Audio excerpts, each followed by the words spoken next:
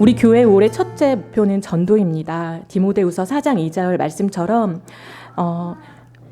우리가 때를 얻든지 못 얻든지 교회는 말씀을 전파하는 데 항상 힘쓰고 오래 참과 가르침으로 경책하며 경계하며 권해야 할 것입니다. 이 세미나는 많은 교회들이 복음 전도와 부흥을 위해 힘써 준비하는 새가족 초청잔치의 우리 버전, 달라스 뉴라이프 미션 철치의 버전이라고 이해해 주시면 좋을 것 같습니다.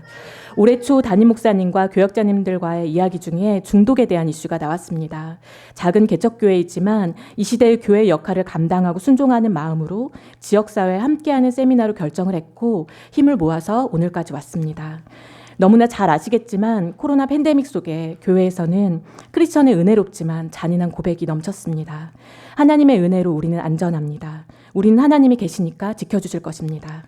지켜주신 은혜와 감격과 감사는 하나님께 드리는 것이 당연하지만 동시에 교회는 그 은혜 위에서 하나님의 은혜를 알지 못한 채 불안과 두려움 속에 죽어가는 이들을 향해서는 애통함으로 기도하고 복음을 전하는 데 힘써야 하는 사명을 잃어버리지 않아야 한다는 것을 여기 계신 성도님들은 아주 잘 알고 계실 거라고 믿습니다.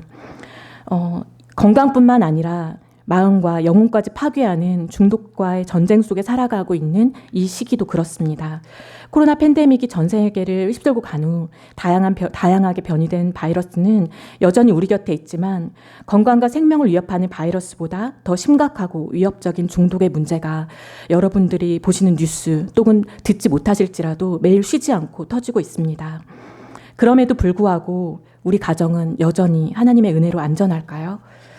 저희가 중독 세미나를 개최하기 때문에 우리가 먼저 잘 알고 분별해야 될 문제를 이 시간에 나누고자 이 브리핑을 준비했습니다. 먼저 중독 중에 가장 시급한 펜타닐에 대한 정보를 우리 교인들하고 나누고 싶습니다. 1971년에 베트남 전쟁 시기에 리처드 닉슨 대통령이 마약과의 전쟁을 선포했었던 것을 잘 알고 계시죠? 미국 역사상 가장 치명적인 마약의 대유행이 올해 다시 선포됐습니다. 우리가 지표나 통계나 대한 위협은 여러분들이 쉽게 구글링을 하셔도 정보를 얻을 수가 있습니다. 18세에서 49세 미국인 사망 원인의 1위는 코로나 감염도 아니고 암이나 심장병, 교통사고나 이러한 질병이 아닙니다. 지난해 2월부터 올해 1월 사이 12개월, 불과 1년 동안 약물 중독으로 사망한 미국인은 10만 7,375명, 사망 사고의 1위가 펜타닐 중독입니다. 그중 67%가 펜타닐 등 마약성 진통제 때문인 것으로 집계됐습니다. 매일 194명이 마약으로 사망하고 있습니다. 미국은 약물 과다 복용으로 인한 사망자 수가 전 세계 평균에 비해서 20배나 높습니다. 이제 이 펜타닐이 전파되는 속도는 물론 미국만의 문제는 아닙니다. 올해 초에 압수된 펜타닐은 지난해 압수된 펜타닐의 양보다 2배가 넘습니다. 미국 마약국장은 그 양이 미국 인구 3억 3,200만 명을 전체를 죽일 수 있는 양이라고 발표했습니다. 펜타닐에 대해서 조금 설명을 해드리자면 코카인이나 마리화나 같은 마약은 식물성에서 주성분을 얻거나 그 자체에서 활용해 만든 마약이지만 펜타닐은 100% 인공 화학 물질로 만들어진 마약입니다. 미국 제약회사 얀센을 창업한 파울 얀센이 마약성 진통제인 오피오이드를 쓸 목적으로 1959년에 처음 만들었습니다.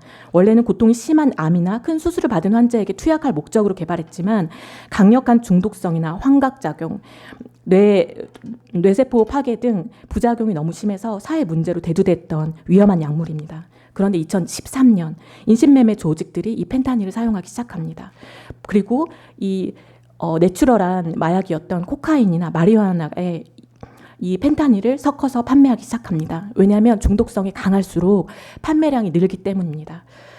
이 펜타닐의 치사량은 뾰족한 연필심 위에 살짝 놓은 2mg, 이걸로도 사람이 죽을 수가 있습니다. 중독성이 헤로인의 50배이고 모르핀의 100배에 이르고 극미량을 흡입해도 죽거나 뇌손상으로 인해 영구적인 후유증을 이룰 수 있습니다.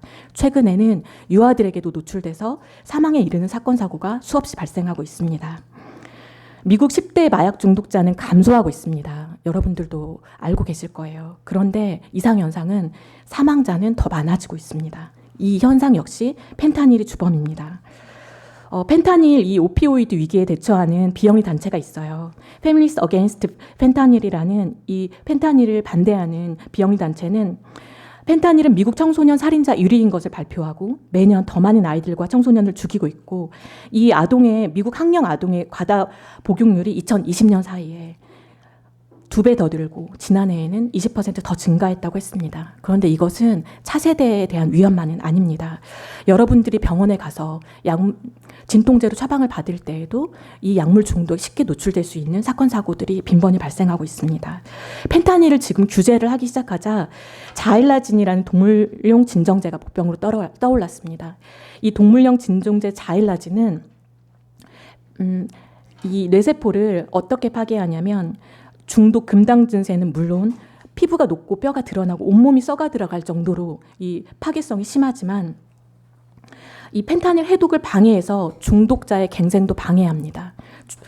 마약 판매자들은 이것을 이용하고 있습니다. 단골 고객 확보를 위해서 자일라진을 의도적으로 마약에 넣어서 판매하고 그래서 중독에서 빠져나오려고 해도 중독 완화제가 이제 뇌에서 작용하지 못하도록 하고 있다고 ABC 방송은 보도했습니다. 제가 이런 정보들을 여러분들께서 유튜브나 뉴스로도 충분히 살펴볼 수 있지만 이렇게 심각한 것들을 공유하는 이유는 저희가 알고 있어야 사실 저희가 이 마음을 품고 이 위급성에 대해서 우리가 이 행사에 세미나에 초대할 때 전할 수 있기 때문에 제가 좀 시간이 걸리더라도 준비했습니다.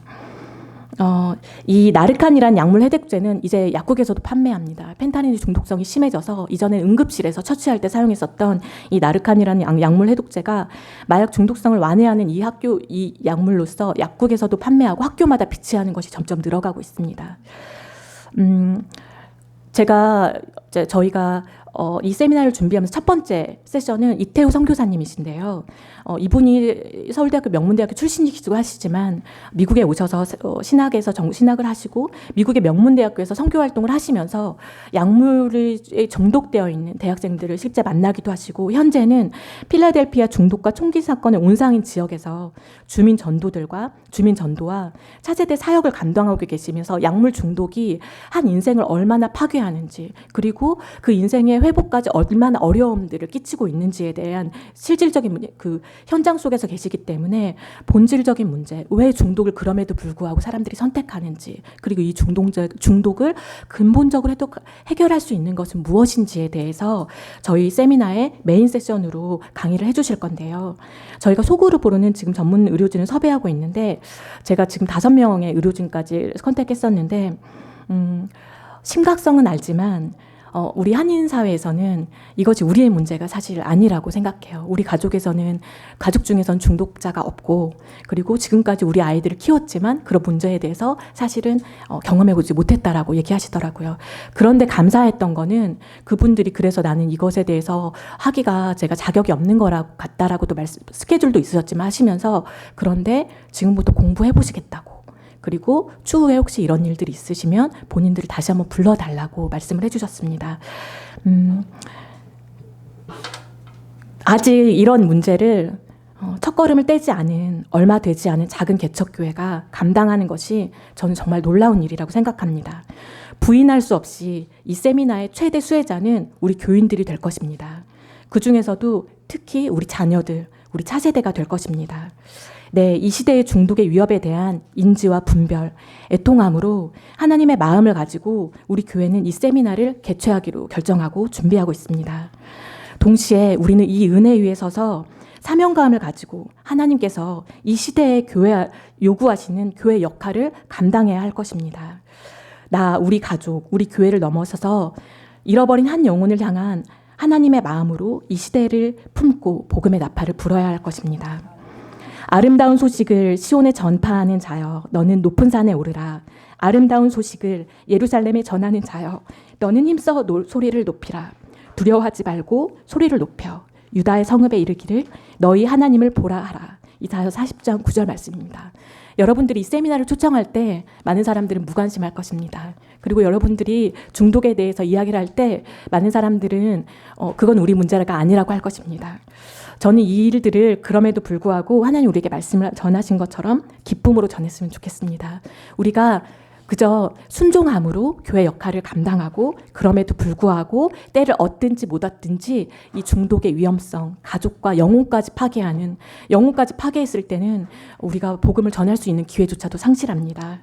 기쁨과 눈물을 품고 우리가 중독 세미나를 위해서 마음과 힘을 모아서 기도해 줄 때 그리고 선포할 때 하나님께서 우리 교회뿐만 아니라 이 땅에 이 중독에 대한 깨달음과 분별력을 주실 줄을 믿습니다.